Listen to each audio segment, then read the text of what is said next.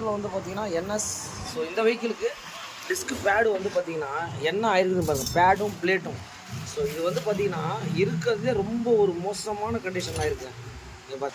So இந்த பேடோட கண்டிஷனை பாருங்கள். ஸோ எந்த அளவுக்கு வந்து பேடும் பிளேட்டும் ரொம்ப மோசமாயிடுச்சு. இங்கே பாருங்கள், புது பிளேட்டோடைய திக்னஸ் எவ்வளோ இருக்குதுன்னு சொல்லிட்டு நீங்கள் பாருங்கள். பட் இப்போது இதோட பிளேட் வந்து பார்த்தீங்கன்னா எப்படி இருக்குன்னு பாருங்கள். அது இல்லாமல் டிஸ்க் பேடை வந்து பார்த்தீங்கன்னா ஒரு எந்த அளவுக்கு.